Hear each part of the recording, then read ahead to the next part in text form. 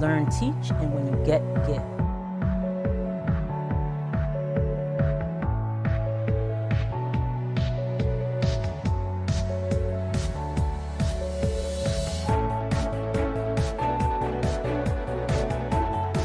This is Conversations with Verdel Jones, and I'm your host, Verdel Jones. And being an educator at heart, I'm dedicated to sharing conversations that inform and enlighten in the hopes that you learn something you may not have known. And remember, in the words of Maya Angelou, when you get, give, and when you learn, teach, and when you get, give. So thank you for joining us. We have a really great show planned for you today. I am so excited. We're going to be talking about relationships. It's one of my favorite topics, so we're going to be talking about that. We have a special guest here to share some information with us. But before we do that, I want to make sure all of you know that you can follow me on Deli Teach, and that's DELITEACH on Twitter. And also make sure you check out my YouTube channel. All of our previous shows that we've done are posted on the YouTube channel, and you can subscribe to the channel, and it's Deli Teach as well. And when you subscribe, you get notifications whenever we put something new up on the YouTube channel, so make sure you do that. I also want to give a shout out to our sponsor, Nancy Vargas Johnson. She's a realtor in the Long Island area, so if you're looking to buy or sell a home in Nassau or Suffolk County, she's your woman, so check her out and give her a call. And as always, we're looking for sponsors to keep this show going. So if you're interested in sponsoring the Conversations with Verdel Jones show, give me a shout out. All the contact information is there. So we want to get started with our show. Like I said, we have a great guest coming to us today. Let me tell you a little bit about her. Her name is Kim Knight. She's a licensed mental health therapist and a certified empowerment coach with years of experience in personal development. And through her company, Truth Be Told, she not only provides counseling to individuals and couples, but she also provides one-on-one life coaching, helping women in their relationships with themselves and others. And Kim Knight is also an author of the book called Relationship Recipes, a guide for creating happy, healthy relationships that last. So we are excited to have her, and now I would like to welcome Kim Knight to the show. Hello. Hi, how are you? I'm good, thank you. Good, so thank you for joining us. I was just sharing with you earlier that I read your book. I read it last night, finished it last night, and I absolutely loved it. As a matter of fact, I want to get my husband to read the book because there's a lot of good tips in there. So we will be, this will be like nightly reading for us. He doesn't know that yet, but that's what we're going to be doing. So, Good. so your book, Relationship Recipes, you have 13 recipes that represent some of the important aspects of relationships. And one of the things that I thought was so cool and unique about it was the way you kind of laid it out. So tell our viewers how you came up with the concept and why you decided to write a book like this. Okay, so, I didn't start off planning to write a book. Basically, before I became a therapist, I was a life coach. And one of the final assignments for the certification was to create a presentation on a topic. And I was going back and forth. I didn't know what I wanted to do. And then I said, why don't I do something that I'm pretty familiar with? Because I'd been in a long-term relationship. I was married for quite some time at that point. So I'm going to do something on recipes. So I did a whole PowerPoint presentation, and that's where I created the format, because I wanted the presentation to be fun and different and engaging. And I presented it to the group, and they loved it. And one of the girls at the end of the presentation said, this could be a book. I said, all right, yeah, whatever. And then a few years later, I said, you know what? She's absolutely right. This can be a book. So I sat down, and then I created chapters. And then I didn't get serious about it until after I became a therapist. And then once I became licensed as a therapist, I said, you know what? Now I can put a nice touch to it, because I do have some real experience working with couples in a therapeutic setting, and I can actually create exercises that are meaningful. So then it kind of came together, and here I am, a published author. So, which is awesome. So congratulations. So thank you. And your book was just released not that long ago. Nope, just in October it was. And I talked to a lot of authors on the show because writing a book it's like your baby, and you want to make sure that you do it the right way. Yep. And a lot of times what happens with authors, they write a book.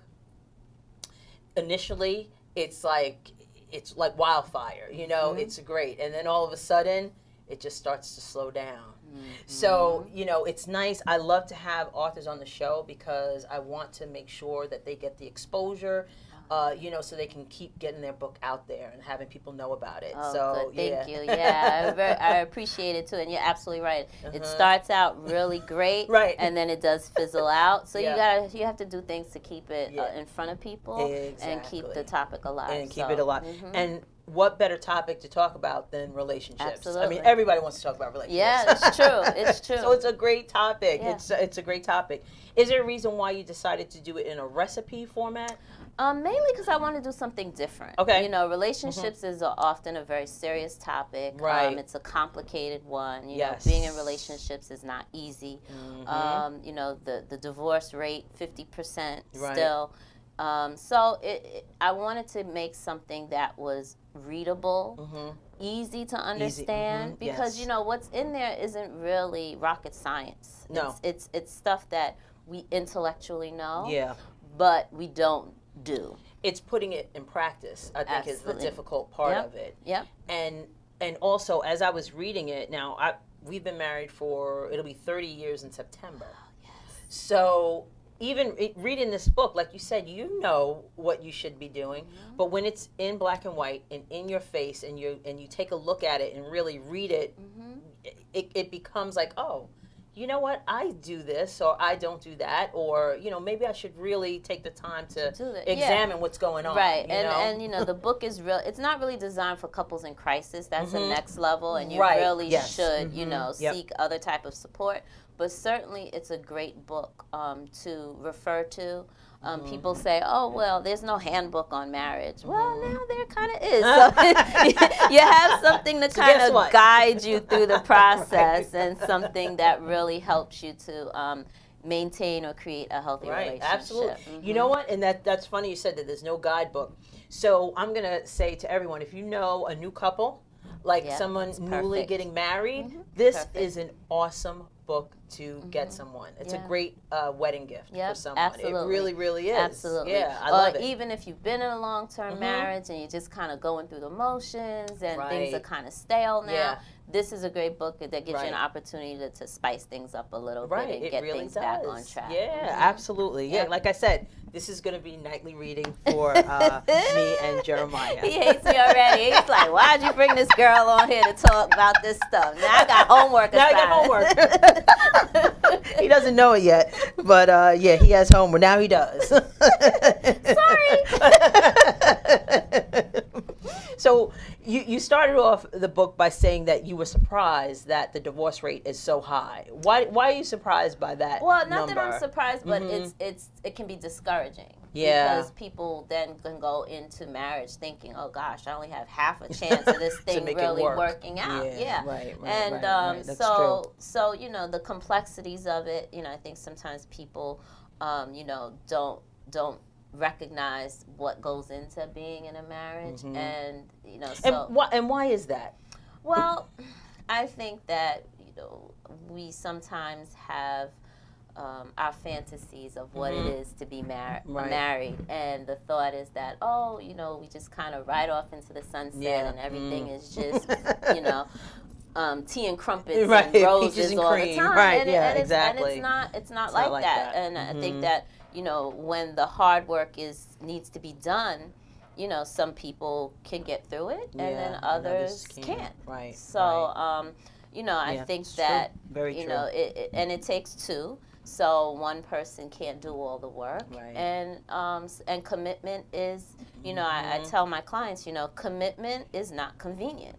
Yeah. It's just not. There are times where being committed means that you are going to be inconvenienced. And right, you have to make and sacrifices. It's not, and commitment is not always comfortable. There are times where you're going to be uncomfortable, but that's just the nature of commitment. Exactly. And if you don't recognize that early on, then you know you're gonna be a little uncomfortable and miserable in a relationship. Exactly, yeah, exactly. So. It's like a give and take. Absolutely. Yeah, absolutely. You know, one of the chapters that you have in the book deals with communication, and you know, we did a show a while back, and we talked about communication, and you know, is communication key?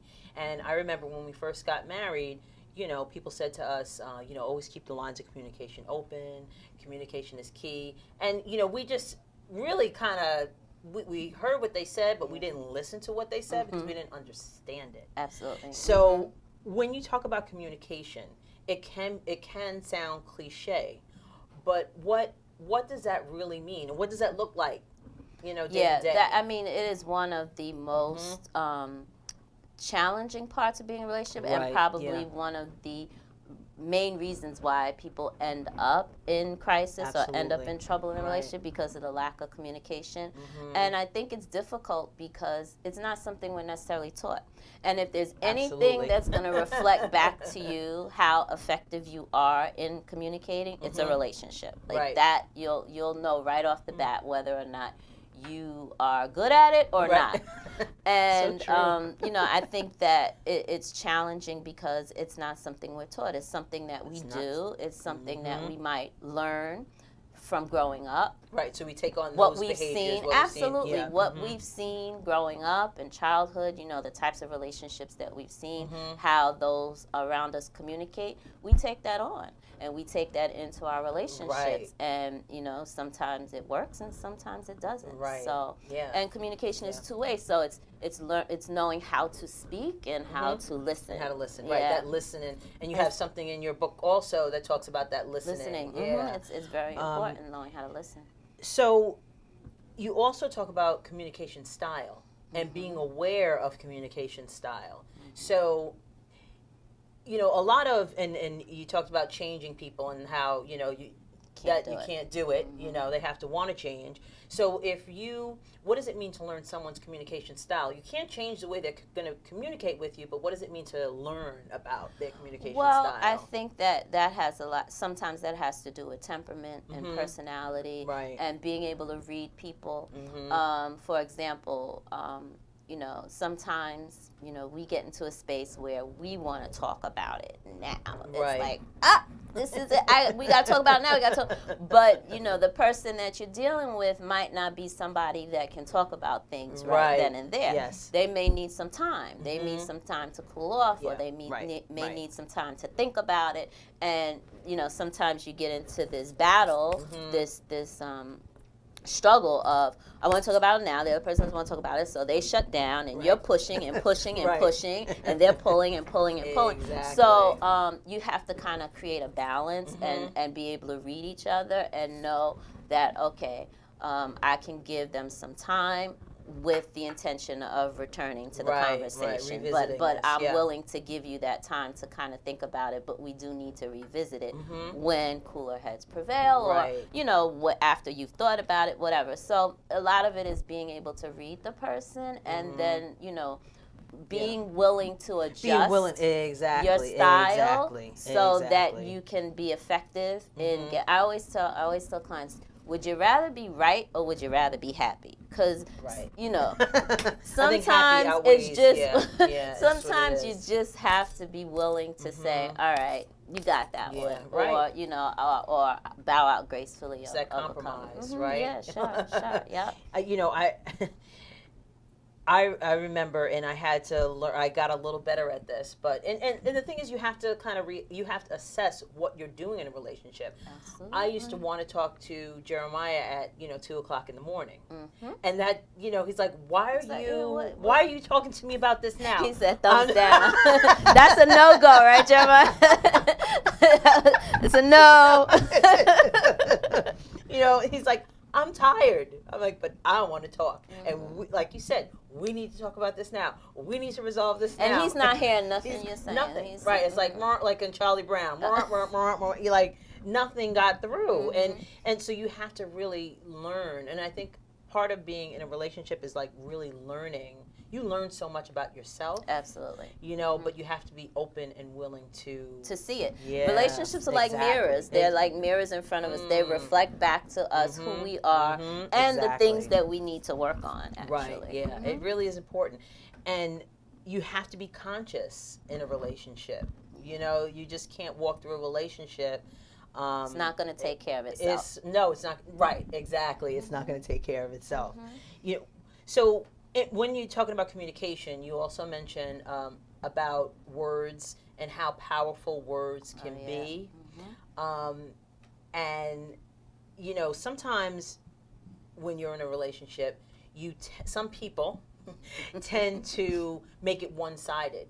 You did this. And you did that. Pointing the finger. Yeah, and you did that, you did that. But meanwhile, it takes two to be in a relationship. That's right. And then what happens is, you know, your words, you know, they have power and they can hurt. And I don't know if individuals realize how deep words can cut. Exactly. Yeah, sure. Exactly. Sure. Yeah. Sure. And I think that in that exchange sometimes, especially, I try to discourage clients from starting the sentence off with you. Right. Because that usually puts up the defense, wall. right? Yeah, sure. Yeah, sure. You know, when somebody said, well, you... Immediately you're like, me? Right. Oh, no, not me. Shut down, and then, defensive. And then you're not even getting anywhere. Yeah, exactly. So one of the things I talk about is being able to start the sentence with I. Then you're more or less sharing what your experience is. Right. Yeah. And nobody can really deny that because it's your experience. Right. And you're not being accusatory. You're just saying, you know, or I felt this way when we did this, or when we had this conversation, or when you mentioned this is how it made me feel. Right. It's not you made me feel. Exactly. Right. Exactly. Yeah, yeah. Right. So you really want to be able to take it off of blaming the person. Right. You want to try not to do the blame game, but more or less be able to share what your experience was. And if the person is truly in a real relationship with you, they'll take that into consideration and be able to self-reflect and say, well, that's not what I meant, or I didn't, you know, that wasn't my intention. Right. And then you can move from there. Right, right, right. It's really, it's, you know, we you know, had a show, the same show where we were talking about communication. We were talking about, is marriage hard? You know, and is marriage hard work? It's I don't think it's, you know, it's something that you want to do. You want to be successful at. So that's where the work comes in. It might not be treacherous hard work, but it's definitely work. Like you said, it doesn't take care of itself. Right, yeah. You have to be willing to give it time and attention. Exactly. It's just like when you make the decision to live a healthy life. That doesn't happen on its own. Right. No, it you does have not. to be conscious of Right. it. You have to be mindful of it. You have to give time and attention to it. You have to plan for it, you know? The same thing goes for healthy relationships. You have to be mindful. You have to care for it. You have to put time and attention into it. Yeah, you have to be in tune with it. So it's, you know, I like to draw the parallel because, you know, living a healthy life does require you to put in some work. Some work, right. And so does being in a healthy relationship. Right. Yeah. We have someone that's watching that says that, you know, that she struggles with the blame game, you know, so this is helpful. And it's so easy to do.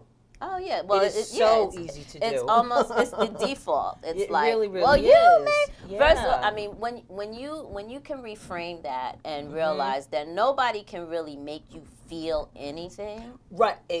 Yeah, and that goes into like the cognitive, and I'm a big cognitive behavioral person. That you know, how can someone make you feel? Right. It's all within you. How you react to it might be different. Right. Absolutely right. Or you can. You know, you can acknowledge the way you may feel, right? But then that's more or less on you to decide. Well, why do I feel this way? And how can I react, or how can I respond in a way that doesn't make this escalate this situation? Exactly. Sometimes you got to walk away. Sometimes you have to say, you know what, I need a minute. Give me some time. We're gonna come back to it, but just give me a moment to kind of process and get my head together. And you give the person that space. Right. And going back to communication, you know, one of the things that I like that was kind of validated for me was there's different types of communication, like you said, but it doesn't always have to be in the form of a conversation. you mentioned writing a letter or, an email. Like for me, I know writing a letter is better for me to communicate when it's something serious because I can take the time to get my thoughts together. If I'm, in this, we're talking in a conversation and I can't get my thoughts out or across, and it might come out wrong, or I want to be able to put it on paper. Yep. And I've had a friend actually shared this with me, and I thought it was a really good idea. They have a couple's notebook or a marriage notebook where they write to each other. So if there's something that comes up, the notebook comes out. It's like the sign. It's like, oh, there's a notebook. There's a notebook. And then the person who has the situation might share how they feel, and then they leave the book out, and then the person gets to read it and respond. But, it's a good way to not allow your emotions to kind of get in the way, because that's when you say things that you don't mean. And that you can't take back. So true. Yeah. There's such a thing as having conversations that are respectful, and you want to learn how to fight fair in your relationships. But sometimes, little things like that can help. It's just, both parties have to agree that this is one of the ways we'll work on resolving our conflicts or things that we don't agree on, or when we want to say something, but we don't necessarily want to speak it. We want to write it. And we want to write it. That's so great. They have, I like they that. have That's a notebook between the two of them. That's a great idea. And still with the communication theme, I know one of the things that, and it's usually men, hate to hear is, what's the phrase? I need to talk to you about something, or, we need to talk. We need to talk. We need to talk. Oh, sorry. That is like, we need to talk. Oh, gosh, my goodness. We need to talk. Yeah.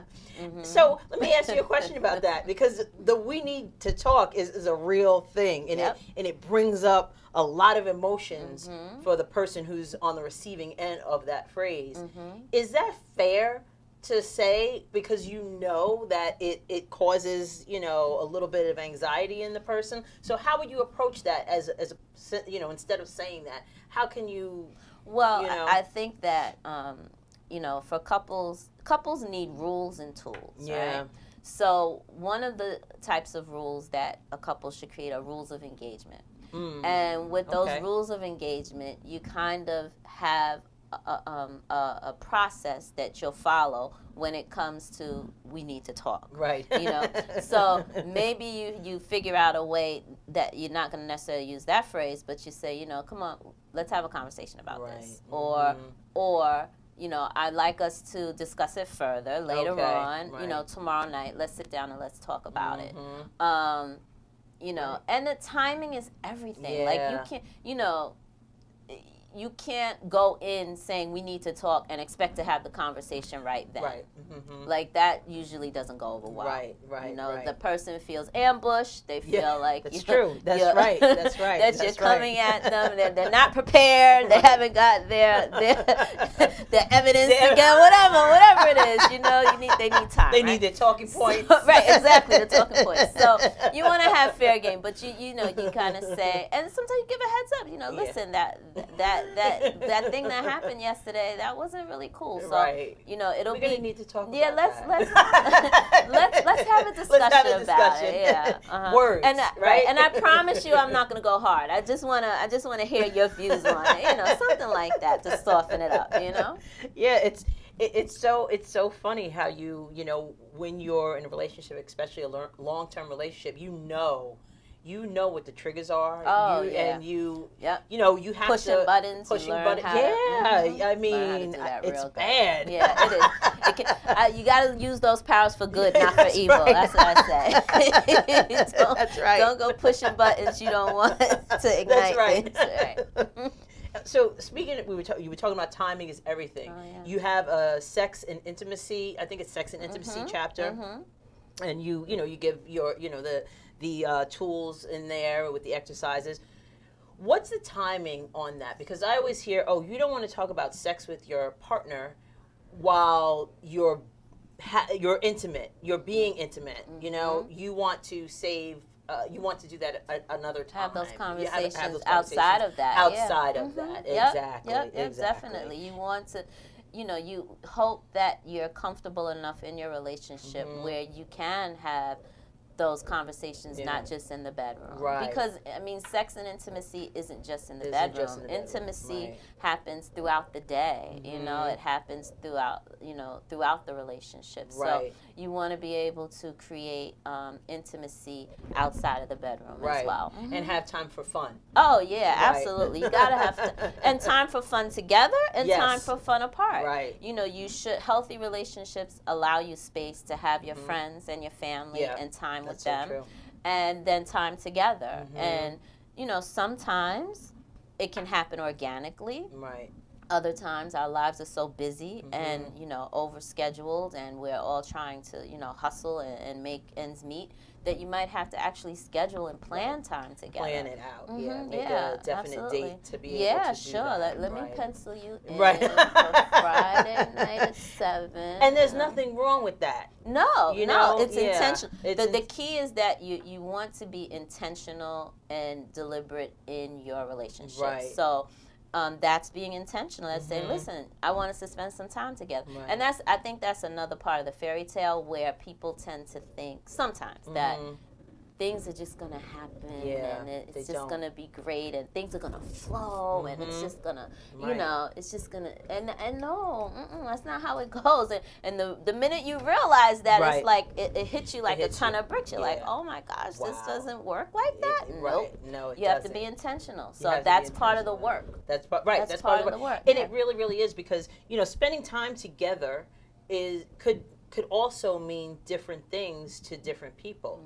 That's right. Right? Yep. So I'm spending time with you just hanging out, but there's so many distractions. That's correct. When you're in your day-to-day, there's the TV, there's the phones, there's all these distractions around that.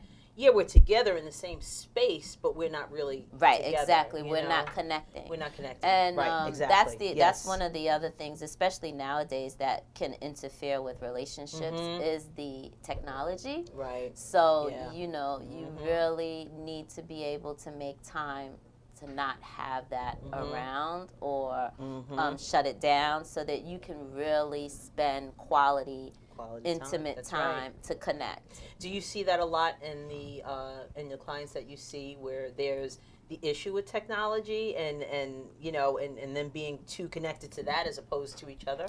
That can happen. Both in two instances. Yes, the actual technology and being too connected to it, and there'll be a dinner and the phone. They're if you go into a restaurant, and you look at couples, you will see, and my husband and I are guilty of this too, so I can't even say that, well, I don't do that. No, we do that too. Where both of us are on our phones. So it's just like, checking Facebook, and that's really bad. But it's the world that we live in, I know. But you really do need to make time to shut that down and really just connect and be in each other's space. The other side of that is social media itself.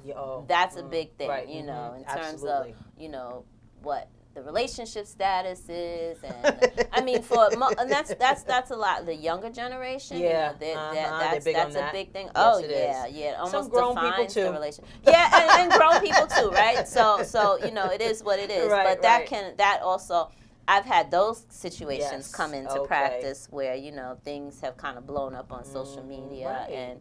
I don't understand that. Yeah, but it does happen. It does happen. It really, really does. You also talk about forgiveness in a relationship. And it is a big one, and it's really I think it's a couple of things. It's forgiving the person for your own health, and it's also forgiving yourself for something that you may have done in a relationship too. That's correct. Sometimes you need to forgive, and sometimes you're the one that needs the forgiveness. Yes, absolutely. And for forgiveness, which can be very difficult because some people have been taught or have learned to hold on to things. They've been wronged, and they need to hold on to it. But forgiveness. People say, well, forgiveness is actually a choice. It's a decision. It's a decision that you have to make. No, it doesn't happen overnight. It might take time. It might be a process. But once you make that choice, then you work through the process with the intention of getting to forgiveness. Right.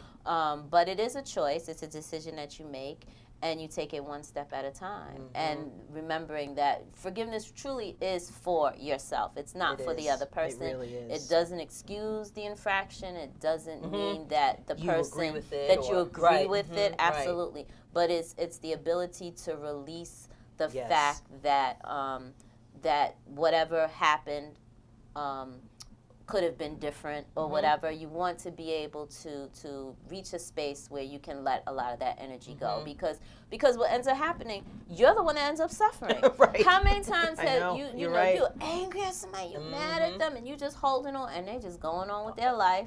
And then you're mad about that. You're like, well, what? How come they get to go on? Yeah, and exactly. I'm sitting here, I'm holding the stuff, you know. So that's what I mean by forgiveness is really for you, so that you can be lighter and don't have to carry that burden. Forgiving is it's a beautiful thing. It really for is. yourself. It really, really is, because like you said, you know, all of that anger, animosity, and if you keep that within you, it's for your health. Affect you. It can impact your health. Absolutely. Yep. Yeah. So you know, you counsel couples. When does a couple know that they need some outside help? How do they recognize that? Well, unfortunately, in therapy, couples tend to come to counseling when they're in crisis. Yeah, right. One person usually has one foot out the door. Right, yeah. And some couples come because they want confirmation that the relationship is over. Wow. And some come with the intention of trying to repair, or one person in the relationship wants to repair, and the other. So there's a whole host of reasons why people show up. But, you know, how do you know? I think, like I said, a lot of times when couples are feeling like they've tried everything and nothing is working, and they become fearful of the relationship actually coming to an end. So, and sometimes only one party wants to go to counseling. The other party is like, I'm not doing that. I don't need that, or that's not what I do, or that's not what we do, or so you know, there's a lot of different reasons. But I would encourage people to do it before crisis. Right. Like, you know, if you can, you know, just if you start getting a sense or a feeling, or there's some things, even it can be something really specific you want to work on, to seek the support then. Right. Because sometimes you just need tools, you need techniques, you need strategies, you need to learn how to understand each other better. And you can do that in good counseling. Sometimes when you get to crisis, it becomes a little bit more challenging. Right, absolutely, because there's the resentment is there already. Yep, the the trust anger, might be gone. You know, that's there's a lot of stuff that goes on. That's correct. When you're in crisis. And once you've already started thinking about leaving the relationship, you've kind of opened up that door, and then it becomes, you know, one of the things about counseling that most of the times is required is that while you're in counseling, you're all in. Like you have made the commitment that if a counselor is going to work with you, a therapist is working with you, that you are going to give this your best shot. You're going to give it, Yeah, so last ditch effort, if that's correct. What it is. Yeah, right. So that option of leaving or ending is not on the table at this time. So you try to get couples to that space so that you can really do some quality work and see. And sometimes it turns out good, and sometimes I shouldn't say it turns out good. Sometimes they remain together, and sometimes they end up splitting up. Right. And either one of those can be good. So depending on the situation. Yeah. And you know, you said in some instances, someone, you know, one person in the relationship wants to work, and then the other person doesn't. Done. Yeah. So do you then focus on the person who wants to work on the relationship, because now you're really focusing on them and what they need to do? Well, there are different types of couples counseling. Sometimes people go for discernment counseling, where they want to figure out if this relationship is worth saving and if we want to save it. So that's one type of counseling. And then there is sometimes counseling the couple through their separation. Like they've made that decision that that's what they want to do. So they need to learn now how to communicate Wow. as co-parents, right? Yeah. Oh, or goodness as gracious. Yeah. or just the relationship now is Right. no longer a That's marriage, interesting. so it's changed, and so we have to engage differently. Yeah. So when it's a mutual decision, and usually around the kids, they want to make sure that that they're that is okay. done right. So there are different reasons to come to counseling, and different approaches based on what the needs are of the Right. couple. Yeah, when you, excuse me, when you were saying how to co-parent, it just reminds me of a situation where, I work in a school district, and we had, we had a meeting schedule for the student, and one parent didn't want to be in the same room with the other parent, and they didn't want the person to call in for the meeting. It was messy, right? And it's so, to me, and like you said at the beginning, it's so like common sense, and you know what's right, but the pain you just and the can't, hurt, yeah, all of that, it's really it becomes, overwhelming. it just gets really intertwined, Yeah, it and very really difficult to does. separate, and then people are hurting. Yeah. Ending a relationship ending is like a death, Right. Yeah. and you have to grieve that. And that it comes with a lot of emotion, Right. and people are usually acting out on those emotions, and it's not always pretty. No. But that's why I do a lot of work with women.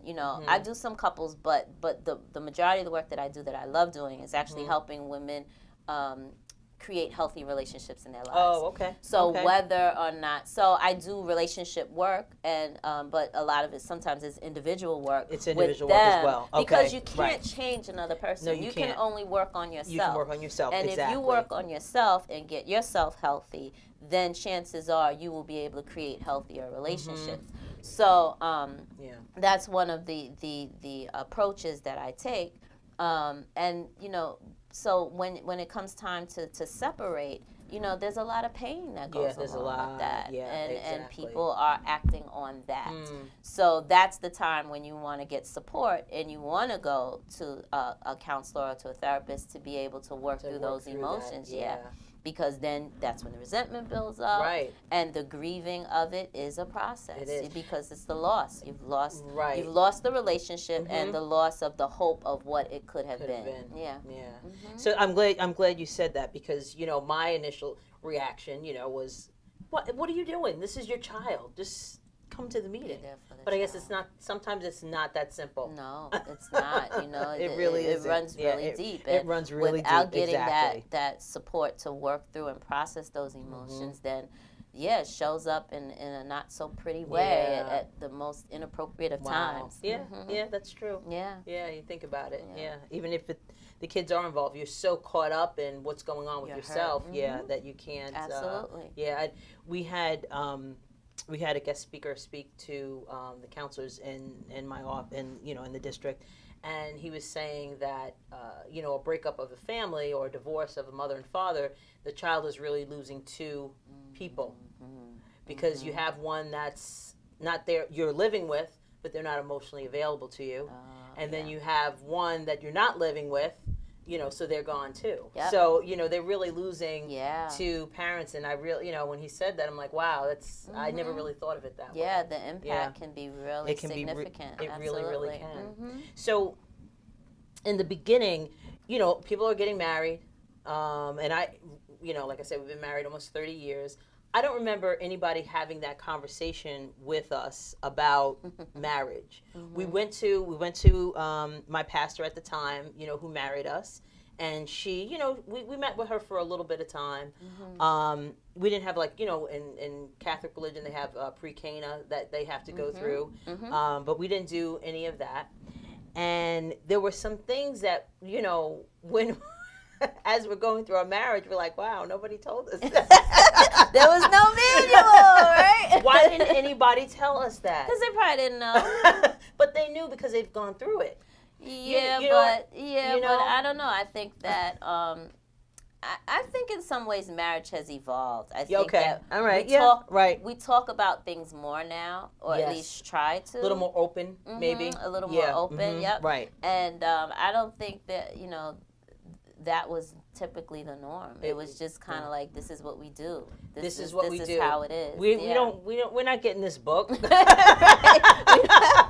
have rules. We don't have steps. We don't have exercise. We don't have time for this. Right. Yeah. Exactly. Yep. So I don't. I think that, and in all honesty, I think that sometimes, I mean, it's good to impart that knowledge, but also how you do it is important. Yeah. Because when you're in the midst of getting married, and you don't want to hear. You don't want to hear that. Yeah, I know. That's true. That's true. You're kind of like, I don't want to hear that because you're so caught up in getting married. Exactly. And, I don't know if it's good or bad. I think it's just all in the approach and whether or not the person is open to receive it. Right. But good premarital counseling can really set a couple up for success. Because a tool like this for a newly married couple is so important, because especially being a newly married couple, you're not going to think about half of the stuff that's in here because you just don't know. That's right. But at least you could see it and then start making,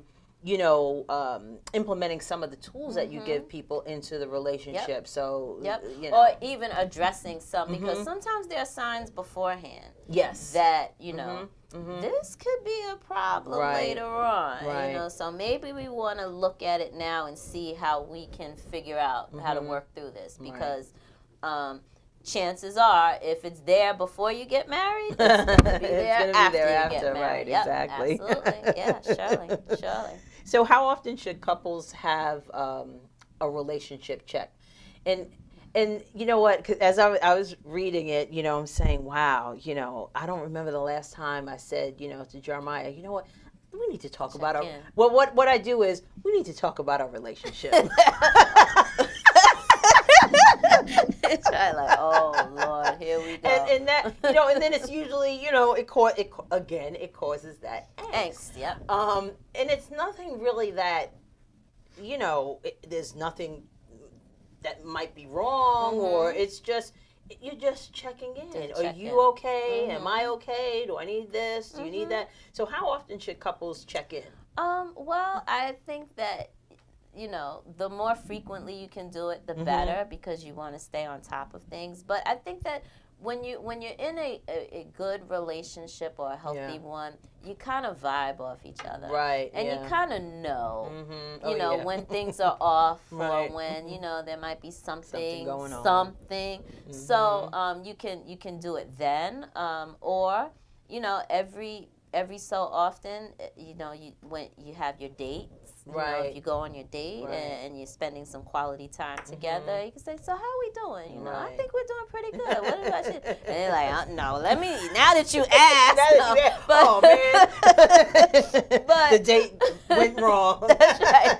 But, so timing again is everything. Yeah, right. You want to have those conversations usually when things are in a moment where things are good. Right. So that you can do a good check-in. Not in the midst of an argument, like, this ain't working out. That's not going to work, right? No, that's not a good thing. Not at all. So tell us about Truth Be Told. That is your company. Tell everybody a little bit about that, and what services you provide and how you can help people. So I have a private practice. That's what I do all day, every day, pretty much therapy. And I work with individuals, some couples, but mostly individuals, mostly women, looking for ways in which they can improve their relationships. Okay. The website that I have speaks mainly to people who are kind of walking around looking like they're happy, but on the inside they have a lot going on. Okay. But that what they present to the world isn't necessarily what's going on inside. It's like Facebook. Yeah, exactly.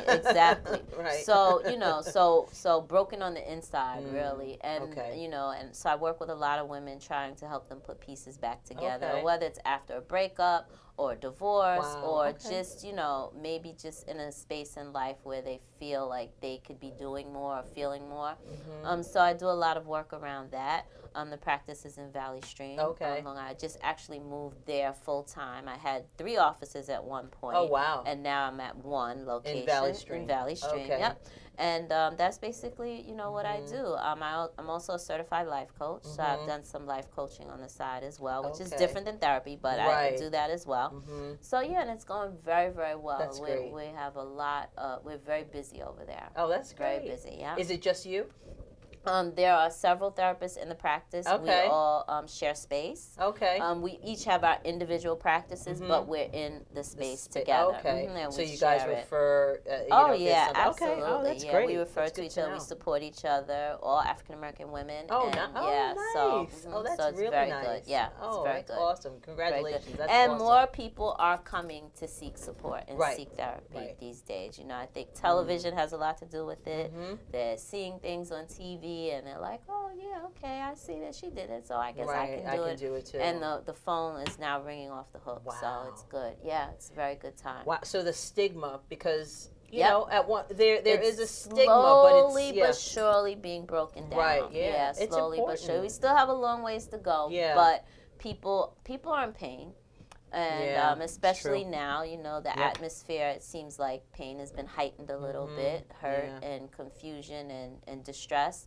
And people have kind of run out of options when it comes to how to cope.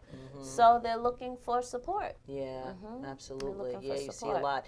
I've had a couple of therapists that have come to the show as well, and trauma is a big it's huge. And Sherry Ann Best, she is Broad Hollow. Yep. Yeah, okay, yeah, Broad Hollow psychotherapy. Yep. And we were talking about trauma and how manifests. people and from what we see in the world that's going on to lifestyles to there's a lot of trauma out there, and like you said, a lot of people hurting, and it shows up in your relationships too. Right. We bring that into our relationships, and when it hasn't been dealt with or processed or resolved, it can really show up in a way that can cause a lot of distress in a relationship. Right. So that's the type of work that we do in our practice, is really helping people deal with past hurts and trauma. That's awesome. That's awesome. That's great. That's great work. Yeah. It really, really is. Absolutely. Helping individuals,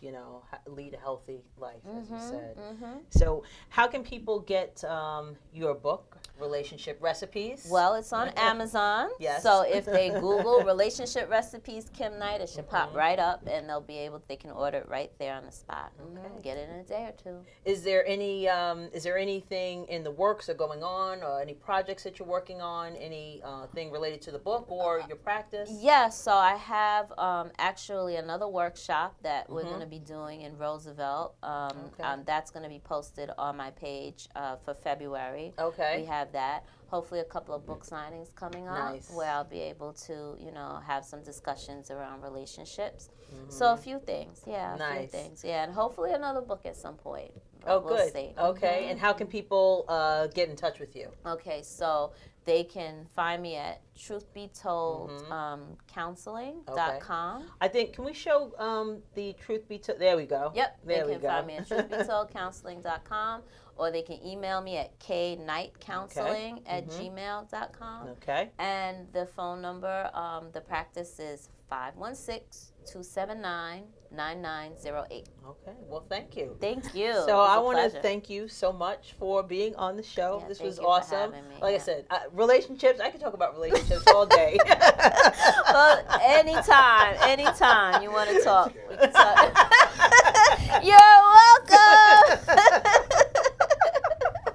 So I want to thank Kim Knight for being here with us on Conversations with Verdel Jones. I also want to take the time to thank our sponsor, Nancy Vargas Johnson, a realtor in the Long Island area, Nassau and Suffolk County. So if you're looking to buy or sell a home, make sure you reach out to Nancy.